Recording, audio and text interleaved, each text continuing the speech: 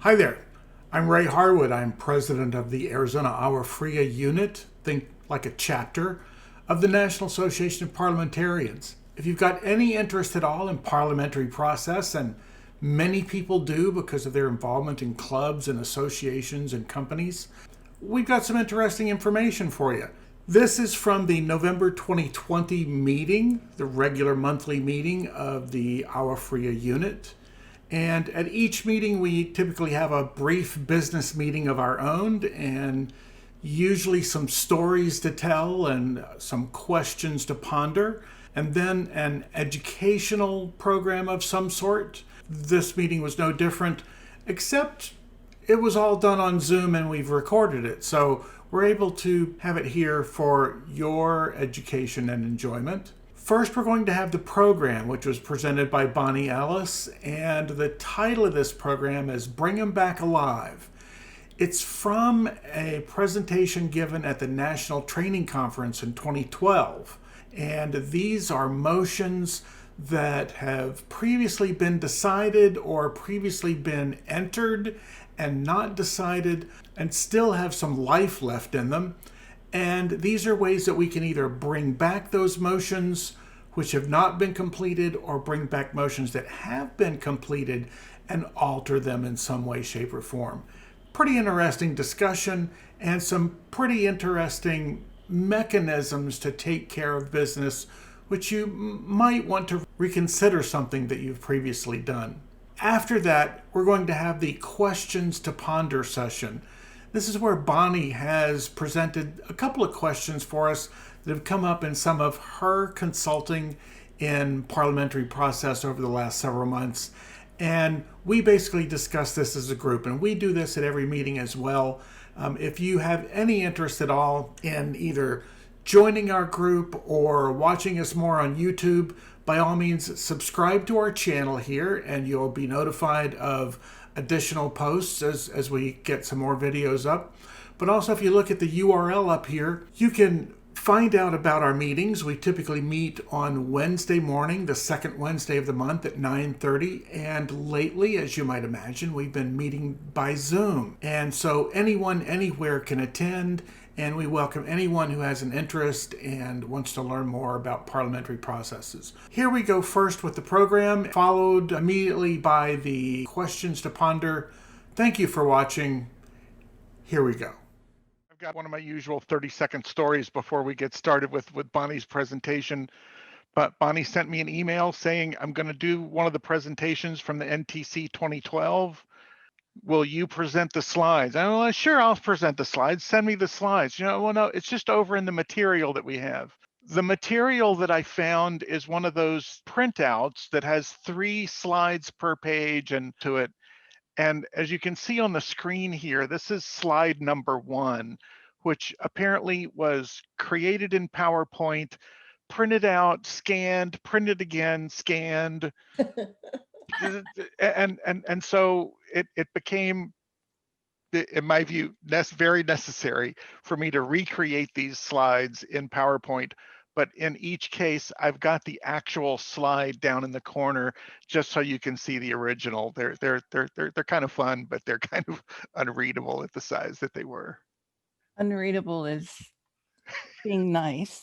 It was an eye test for you, Ray. Yes, yes. And so Bring It Back Alive is Bring Back Motions. It was presented originally by Connie DeFord, and it was presented at the NTC 2012, which was held here in Arizona. We hosted it. So motions that bring a question again before the assembly, they bring back motions is what they are called. And by their adoption or by their introductions, allow the assembly to consider again the merits of a question previously disposed of in some way. The motions within this class are take from the table, rescind, repeal or annul, amend something previously adopted, discharge a committee, reconsider, or reconsider and enter on the minutes. Which I had to check to make sure that was actually correct, and I'm to my surprise. It is correct, and it sounds weird because you always think of in the minutes, enter in the minutes, but this is on the minutes. Standard descriptive characteristics, SAD, Mr. IPA. And so there are always 8 characteristics listed in RONR for each motion that is listed in RONR, and usually found at the very beginning of that section. So take from the table. In order to take something from the table, you have to lay it on the table.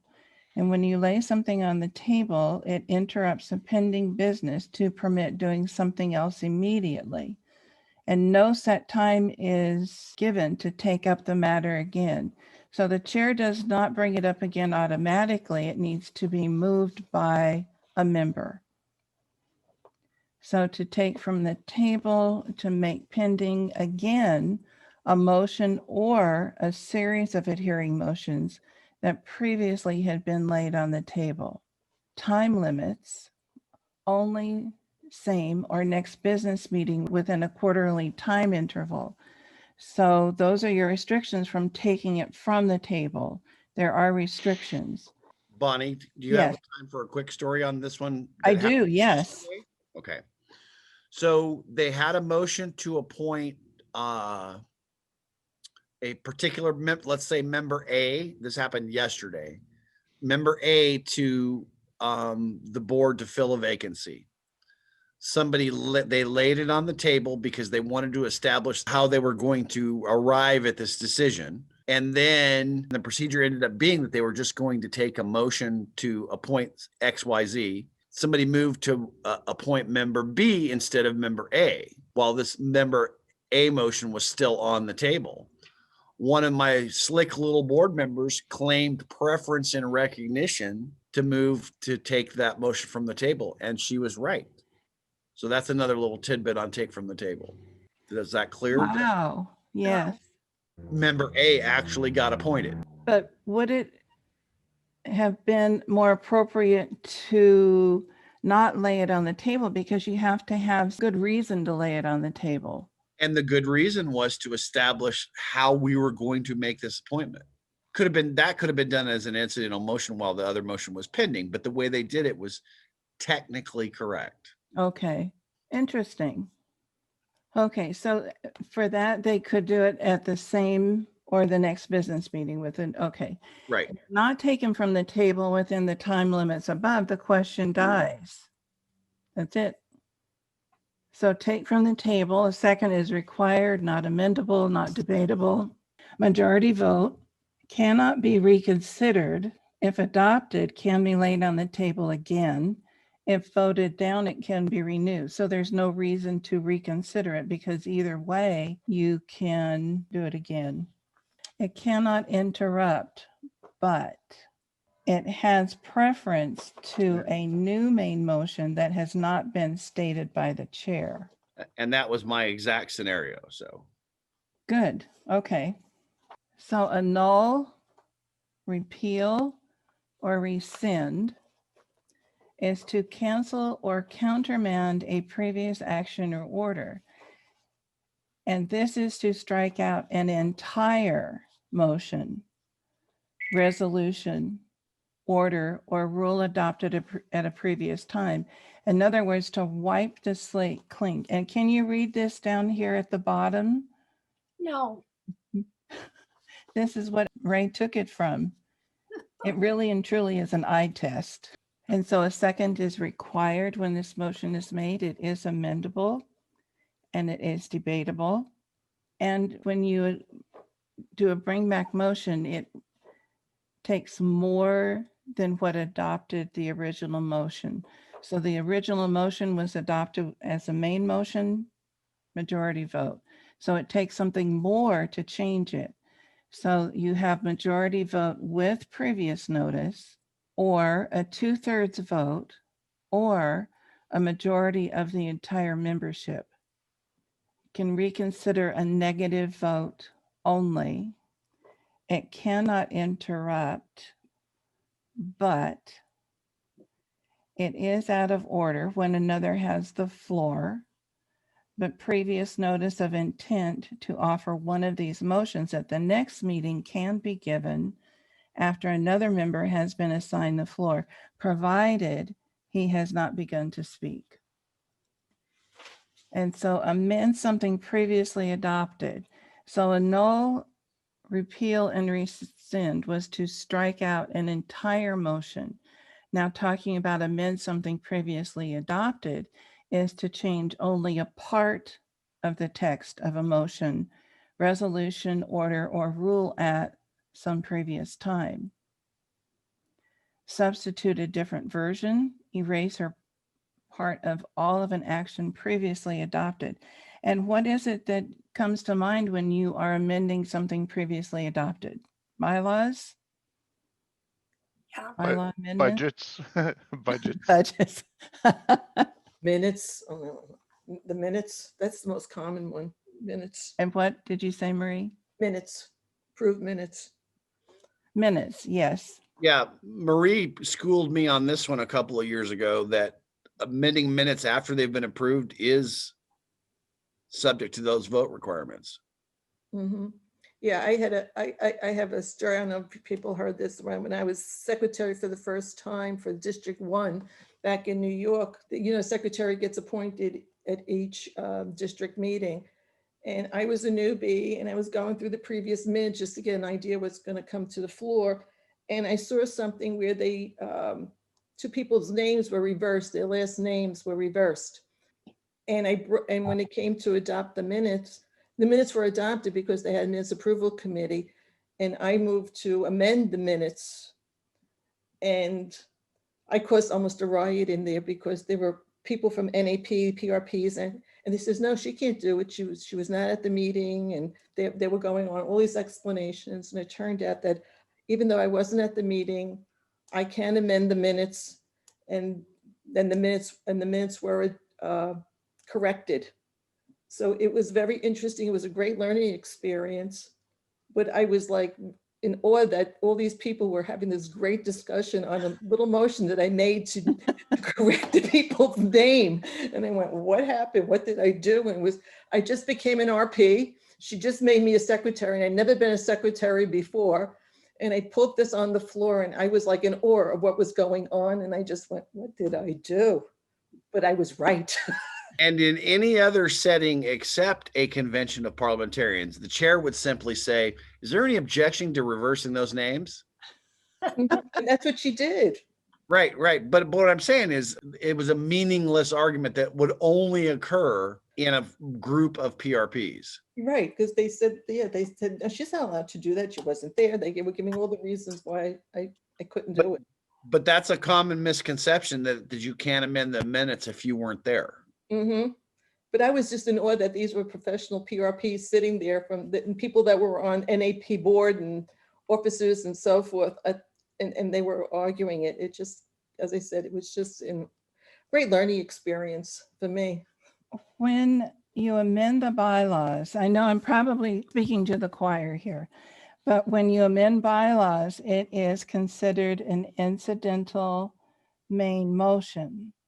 And so you can have a primary amendment, the main motion to change the bylaws.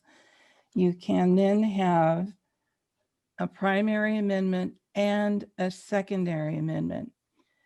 Sometimes people get confused because of the wording. It has amend something previously adopted. So they're thinking, okay, this is an amendment, and you can only have a primary amendment, or and they're thinking a secondary amendment, but that's not true. Do you understand that? Yep. Interesting, yes. Okay, so a second is required. It is amendable and debatable. A majority vote with previous notice, 2/3 vote, or majority of entire membership. And that is because it took a majority vote to adopt the original motion way back when. Reconsider a negative vote only. Oh, what if it was bylaws? Would you reconsider a negative vote? Yeah, you No. can reconsider a negative vote on bylaws. Yeah, you could reconsider a negative vote anytime. I think the real question is, if you had a positive vote, to amend the bylaws, could you reconsider the amendment later? And I would say no, because your bylaws have been amended. You can amend them back to what they said before, but you wouldn't do that through this route of amending your amendment. Well, if you amend bylaws, you have to have a previous notice. Right. And they become the bylaws immediately. Yes. And so, okay, so negative vote would be okay because they have been noticed and you Right. still maintain that notice. However, if you adopt the bylaw amendment, you cannot change it because then you would need previous notice again to change it, correct? Right. You cannot change it without going through the whole process again. Okay, got it, I understand. The nuance I'd have here is how much time do you have before you can reconsider the negative vote? Is reconsider the one that you can only do in the same meeting, or can you do that later? Same meeting. Same meeting. Gotcha. Or if it's a multi-day meeting, it's the same meeting or the next business session Right. after the next business day after that. Yeah, I guess my point was the previous notice would still be in effect at that point in time. So good. Yeah. Okay. Yes, on the negative vote, yes. Okay, cannot interrupt, but, and it's the same, it's out of order when another has the floor, but previous notice of intent to offer one of these motions at the next meeting can be given after another member has been assigned the floor, provided he has not begun to speak. Okay, amend something previously adopted and rescind. Special considerations. There is no time limit for making these motions. Usually the member who gave previous notice offers the motion, but any member may do so. Any member can move their adoption regardless of how or if they voted on the original question. Previous notice limits the amendments to the scope of notice. And we see that a lot in bylaws. You're limited into the scope of the notice. A prior action cannot be rescinded or amended when it was previously moved to reconsider, but the motion to reconsider has not been called up yet. And that makes sense. Something has been done that is impossible to undo. However, the unexecuted portion can be amended or rescinded. So if you've already done it, you can't rescind it. But if you do have parts of it that have not been done yet, you can rescind the unexecuted portion of it. A resignation has been acted upon, or a person has been elected to or expelled from membership or office and was present and has been officially notified. So Bonnie, the easiest way to remember that first part of that one Yes, is if it can be reached by reconsider, it cannot be rescinded or amended. The previously adopted motion. That's the way I remember that. okay, good. Thank you, Al. Discharge a committee. To take a matter out of the committee's hands after referring the matter to the committee and before the committee makes its final report. And so the committee, there are two kinds of committees. You have the standing committee, which is usually listed in the bylaws. And this does not apply to that. Then you have special or ad hoc committees. And once they have given their final report, they cease to exist. But before they give their final report, if you want to discharge a committee, this is the motion you would use. And so to discharge a committee does require a second. It is amendable and debatable. The majority vote with previous notice if the committee fails to report at the prescribed time or while considering a partial report, 2/3 vote or majority of entire membership. It cannot interrupt, but then again, for the same reasons as previously stated. Okay, Essentially, discharging a committee is rescinding a motion to refer to a committee. That's the easiest way to understand it. yes.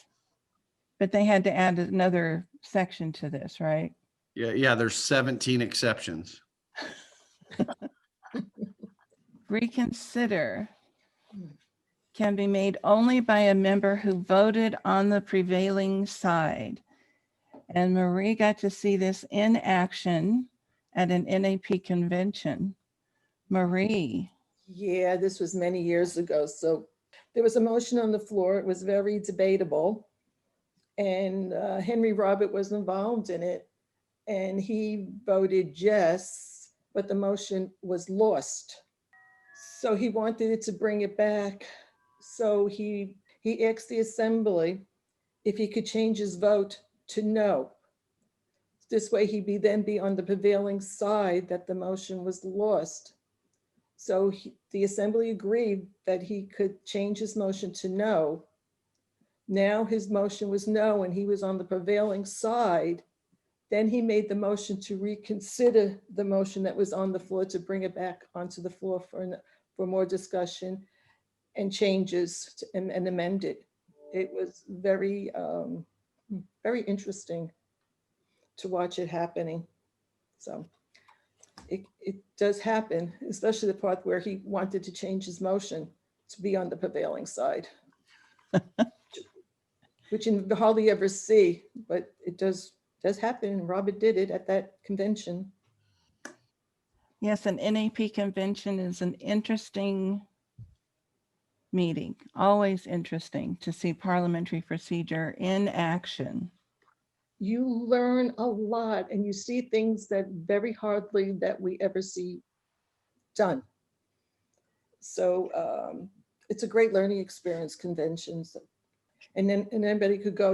We all have our war stories from conventions, from the NAP conventions coming back.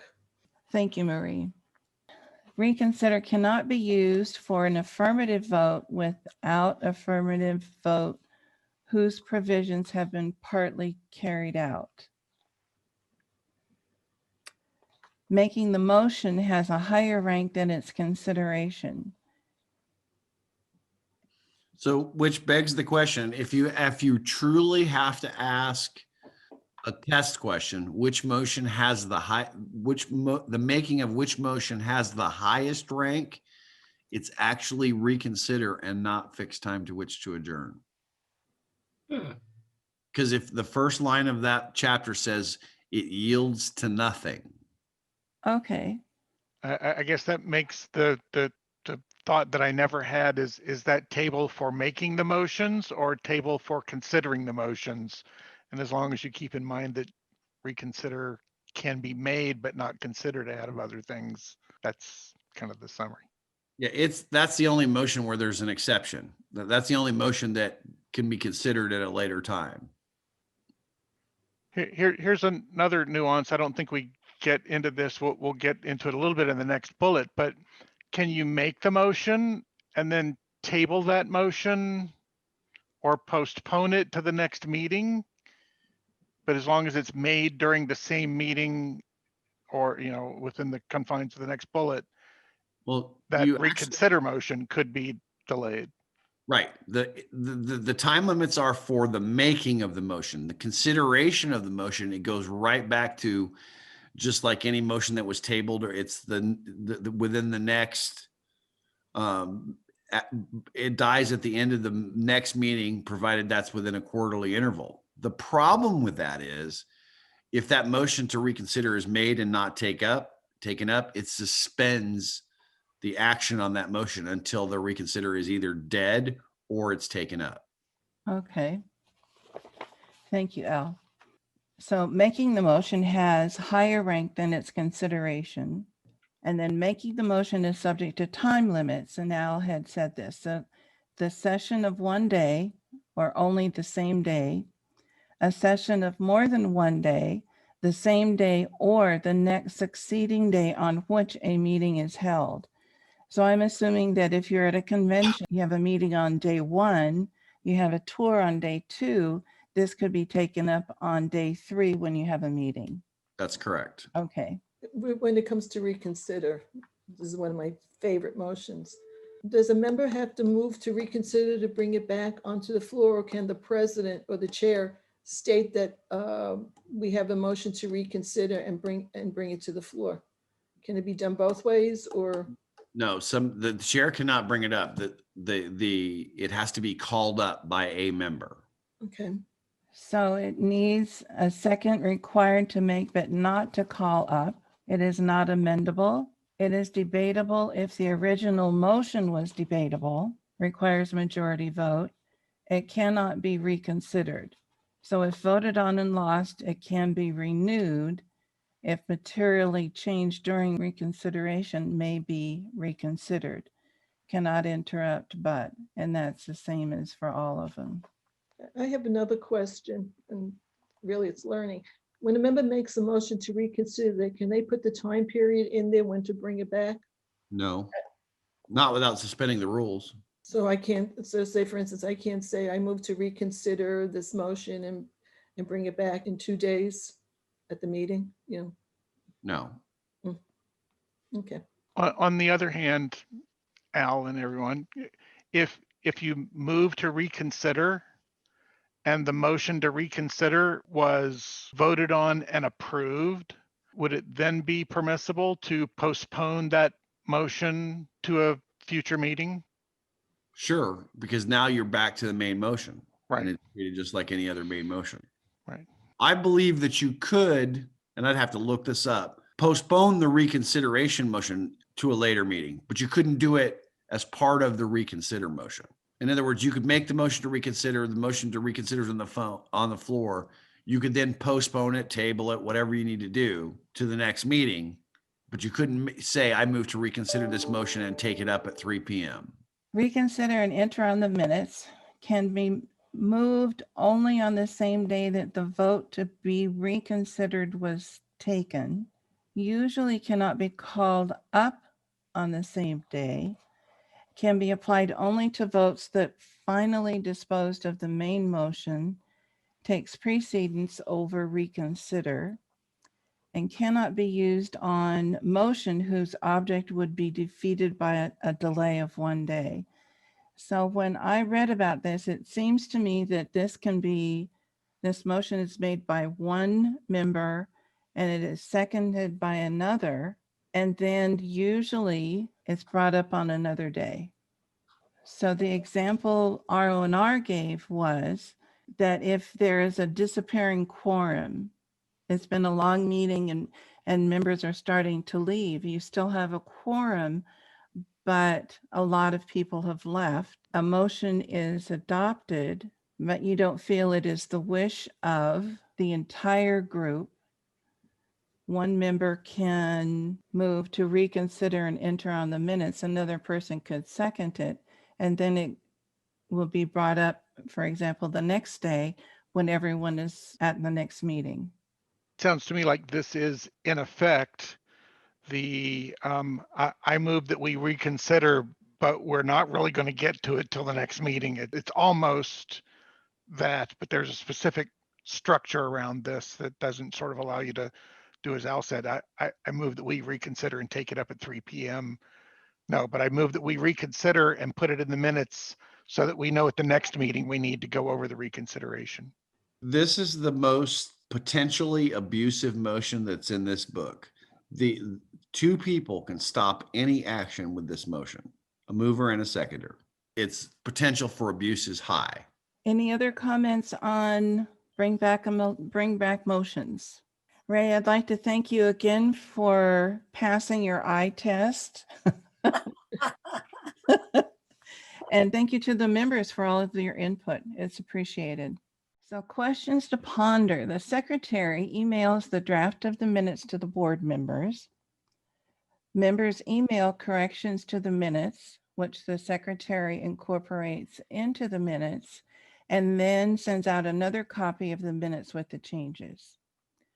Question: does this mean the minutes are then approved before the next meeting? No. Are you looking for discussion or is I this? am looking for discussion. Okay. Nope, it is not approved. No, Why? with the possible exception of if they appointed a minutes approval committee, that would be slightly different, but that's not what it says, so. Okay. Then the question is, at the meeting, are the minutes approved as distributed or as corrected? As distributed. As distributed, I agree. Okay. I have to, I can't think of the scenario where they are distributed and as part of the distribution process, someone emails the secretary back and says, we need to fix this, this, and this. And the secretary simply says, I've got the minutes as distributed, but I already have some corrections that I will make. And in that particular case, it would probably be as corrected, but since the corrections were already incorporated into it, it would be as distributed. Yeah, since she redistributed another copy, if reversing the situation a little bit, if you sent it out, somebody emailed you corrections and you didn't redistribute it, then those corrections would still have to be made in the meeting, in my opinion. Yes. I Yeah, agree. Okay. So that was my answer to the person who asked the question. They were confused. They thought that since they were corrected and sent out again, that they had then been approved. And sometimes the president has a difficult concept with that as well. Okay, thank you for your input. Number 2, the budget is adopted by the members. Question, do the bills need to be approved that are included in the budget, or can the treasurer just write a check? I think I can answer this one. The bills are not approved for payment unless it is stated in the bylaws that the treasurer can pay once the budget is approved. I don't know that I agree with that, Marie. I think that's what the budget is a pre-approval of those distributions.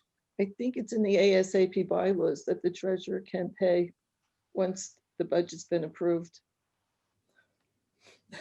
well, and that would be, I guess, my take on this, not so much as a parliamentarian, but as the president of an association, is that there needs to be some sort of standing rule or some sort of designation as to when checks can actually be paid. In our particular situation, there's a standing rule that says as long as there's an item in the budget and we have are paying the same vendor that we have used in the past, then they can be paid without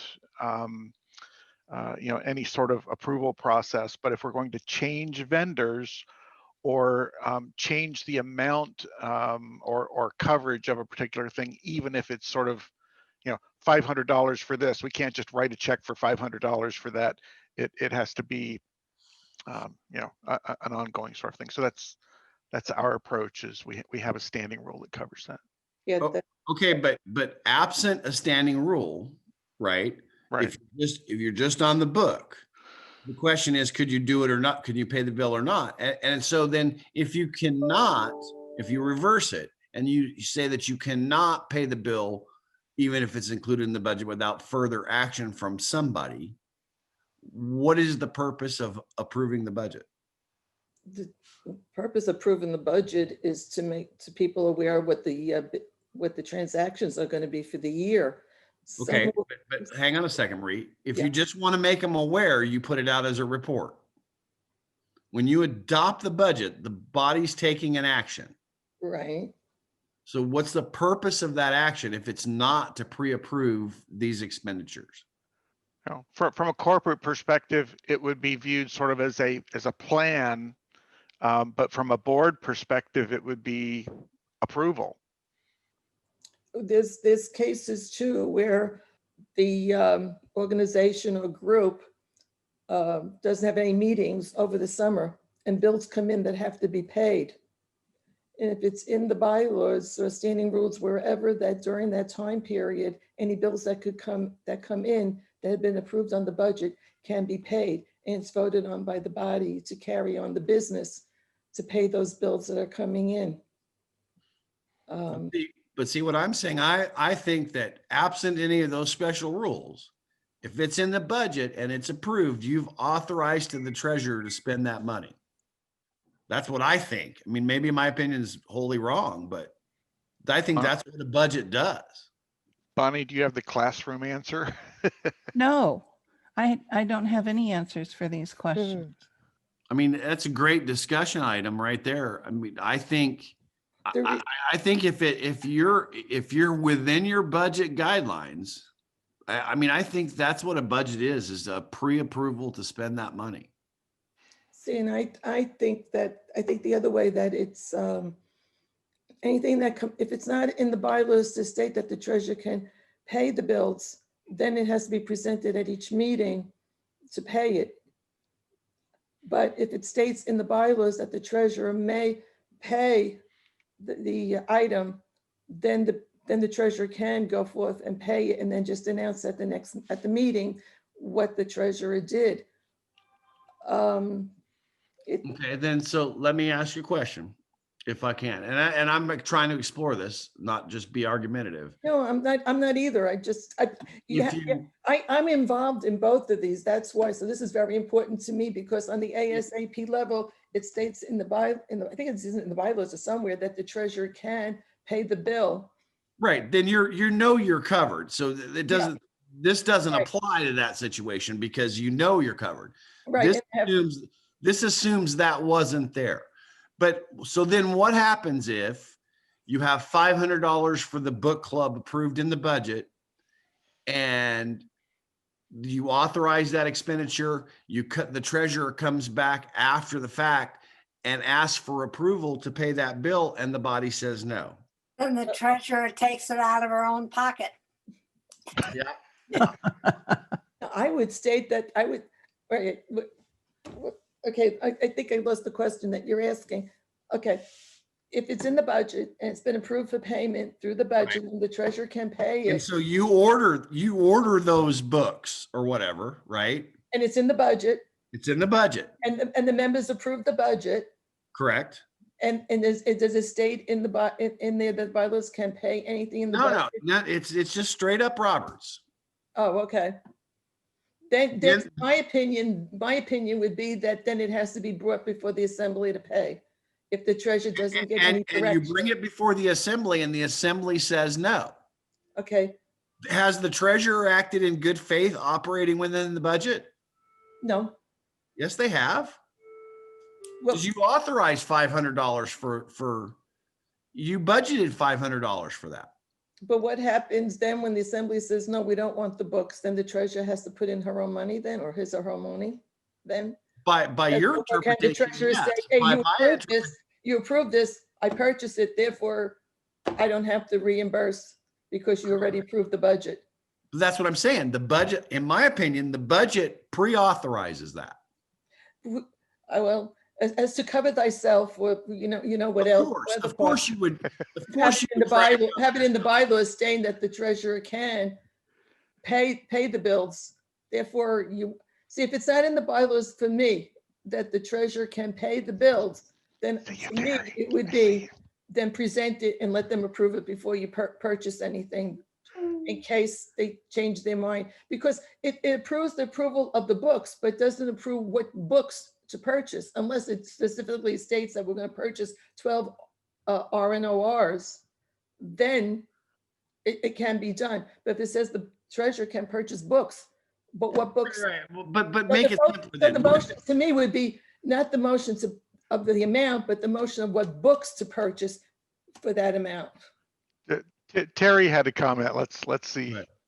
Well, I just think that if it's approved, if the budget's approved, that gives the treasurer the right to distribute. What if you were going to pay, let's say, for example, we donate to the NAP, right? Portion of our dues go to NAP, right? Well, then she just writes that check when it's due and submits it when she does her monthly report. She puts that this check was written out and this bill was paid, this bill was paid. If it's over budget, I believe it has to be approved. If it's a new item, it has to be approved. But once the budget is approved for the year, we have full confidence in our treasurer that she is doing the right thing. We also, at the end of the year, get to look at the book. So I think she can write the checks as needed on the ones that are approved in the budget without approval on a monthly meeting, without approval from the assembly. Because we've already approved that. If they wanted to change it, then they would have to amend the budget or something, to do that. But right now, I think that would all be, I think she has the power to pay the approved bills that are included in that current year's budget. That's how I would take it. See, and to me, what Al mentioned, the books, if the budget say they were going to purchase 12 R&Rs at the cost of blank, then it's approved to pay it. But if it just says books at X amount of dollars, then to me, the treasurer has to go before the assembly and say, okay, you approved the X amount, but what books do you want me to purchase? So that's the motion that would be on the floor, not the amount, but what books that have to be purchased. Because the treasurer can't go out and purchase any books. Right. I completely agree with that point, but let's say it's something more routine than that. We're going to pay the rent, right? The rent's the same amount every month. Is the budget not a pre-approval for the treasurer to pay that every month? Yes. Okay. As long as the rent doesn't go up. Correct. And I've got two quick things. One at the HOA level, I see a lot of times boards want to maintain very strict control over everything, and they don't let the officers, who fortunately or unfortunately are often the very same people, have the responsibility and the opportunity to do the things that need to be done. And so in my particular perspective, I mean, we give the management company a lot of leeway, but they are acting on behalf of the officers and on behalf of the board. And that, to me, that's a distinction between a board control and then operational control by the officers. And then I'm thinking back to my days at University Medical Center down in Tucson, where there's a board of 48 people, and they get together once a year and say, here's the money. Greg Piverato, who was the CEO at the time, here's the money by category that we authorize you to spend. They don't ever go back to the board for that. Greg Piverato says, well, we're going to buy a brand new MRI machine for $4 million. Imaging equipment was budgeted for $20 million, and he doesn't have to go back to them. And I'm guessing maybe there's a rule there somewhere, but from my perspective, it's a difference between the oversight of the board, who, if they want to put restrictions on the budget, should write that into the budget details. And if there's no restrictions on it, I sort of take Al's perspective that that's authority for the officers then to, operate within their range of authority to execute the budget. That's my 2.5 cents. I was trying to look in other authority. There's not much in Roberts to help us here. So the word budget's in there 4 times according to Folio. So right. All right, Bonnie. Okay, question. If an item goes over budget, does it need to be approved? And we discussed that before, and the answer is yes. Agreed? Yes. Okay. Absolutely. So then the question is, if it does go over budget, is it considered to amend something previously adopted? And therefore it would require a 2/3 vote or a previous notice with a majority vote. And see, I don't think that it falls into that category. And there's only one reference in Roberts that helps us, and it's on page 587 in the proposed bylaws. But it's not enough of a help there because it's in the sample bylaws. But if we have a budget, our budget's $15,000. Okay. Can we not always pass a motion to spend another $5,000? And that's not amending the budget. That's why I don't think we're, in this case, if we're over budget, we're not amending the previously adopted budget. We're adopting a new motion to spend more money. So I think it's not amend something previously adopted. I agree with you, Val, on that one. I agree. It's one of the reasons in my HOA meetings, whenever someone says, well, I vote that we buy, a banner for out front, before I really allow the motion to proceed very far, I go, where do you propose to take the money from? Do you propose to take it from a budget item and spend it out of a budget item? Or do you propose to take it out of available cash or whatever is sort of outside the budget range? And I kind of am a stickler for making sure that that's a detail specified in the motion. Okay, so if you do go over budget on an item, you would just vote on it? Yeah, it would just be, it's just a new main motion to spend X number of dollars. Okay. That's what I have seen Because done. I you're have never seen it referred to as to amend something previously adopted. Right, because you're not changing the budget. That's right. You're just exceeding it. Oh, okay. That's an interesting but very important word twist. Okay, because where this came from, the budget was adopted by a group. You can amend it, and then it does become amend something previously adopted, but exceeding the budget is not amending it.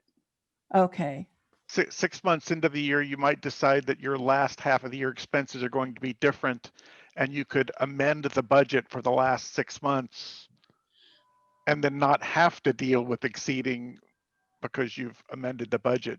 Or you can not amend the budget and just treat each exceed as a standard motion. okay. If you look at the sample bylaws in Roberts, it basically gives you a special rule of order in there that says future revisions of the budget can be adopted by a majority vote. It's in the sample bylaws, but it's not in the book anywhere else. So, Okay. Thank you. Sample bylaws. so we're not getting a class. We're just getting free parliamentary consultation. Is that? what we're doing? Yes. Okay. The class is coming, Al. The class is coming. Was that in the budget? Was what in the budget? The free class. Oh, Oh, Worth every penny. Where are we going with that?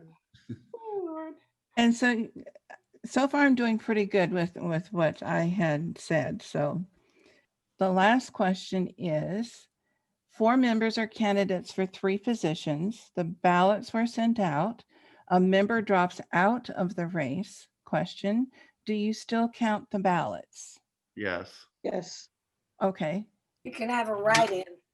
Well, right, but I'm assuming you're talking about for the member that dropped out. correct. So those still constitute a ballot cast, right? And Yes. they're not an ineligible candidate. So yeah, you have to count those ballots. And they can, where they're really going to kill you is in computing your majority, if you have to have a majority. What happens though if the person who drops out, people still voted for that person and that person wins? That in that case, the person has to resign or, withdraw. No. What would happen then? Okay. They have declined, right? If they win, then, and no other candidate got a majority of the votes, which is probably not likely, right? Then you have an incomplete election and you do it again. And you only do the 3 that, you only do Correct. the 3 because the 4th person dropped out. Correct. Mm-hmm. I But know my ballot counting. So that to me is why I like the notion, and again, we don't do this in HOAs. We don't create a nominating committee, but one of the tasks of the nominating committee is to assure the voters that they have got the agreement from the candidates that they will serve if elected. And if you just sort of take random nominations, or people sign up to be a candidate and they decide later, gosh, that's going to be too much trouble, I'll drop out. It can get dicey. Right. But make it simpler. Say that the person that dropped out, it said they didn't drop out, they died. It makes it easier to understand but it makes it easier to understand the problem. You still would count those votes. Yes. Or maybe not in that scenario, because then they would be ineligible. Well, wasn't there one state with when the candidates did Yes. die Yeah, that and happens. did win the election? Yeah, Yes. that happens. Yeah, I remember way back when that did happen. Happens a lot, actually. Uh, Huh. So, but you're saying that you have to have a majority. I mean, you now have 3 people running instead of 4. And so you wouldn't just accept those 3? You would say they have somebody, all 3 of them have to have a majority vote? Okay, so in this scenario, if you were casting, each person should be casting 3 ballots, or 3 Correct. voting for 3 candidates, right? Yes. But if somebody, and they love to do this because they think bullet voting is the best thing ever, some of your people are going to vote for just one candidate. So you have to count how many ballots are cast total. And each one of those 3 positions have to get a majority of that. I mean, in this case, I guess you could make the interpretation that you now only have 3 candidates for, do they have, is there a requirement in the bylaws for a ballot vote? I don't know the answer to that. The other thing, Al, is it doesn't have to be a majority vote. The bylaws state the other way, that whoever gets I forgot the word that's used, Plurality. but whoever gets the most, and that like we do for the nominating committee, But or the delegates for ASAP, with whoever gets the most. And then But default position here is what's that word, Al? plurality. Thank you. But default position here is if it with no other information, you have to assume that it requires a majority vote. Yes. But I see where you're going, Bonnie, as far as now you only have 3 candidates. Right. But I think you still have to, if your bylaws require a ballot vote and they don't allow you to do it any other way, you still have to count ballots, even if there's only 3. Yeah, we do that on ASAP, and it's really a training session for newbies that come to the ASAP meeting, that we have to have a ballot, even though there's 1 candidate for each position. And people say this, well, why don't we change and just say that they're elected? And the reason why we put it in there was that actually became a training session for people that are newbies that come to the annual meeting, that they actually see how a ballot works.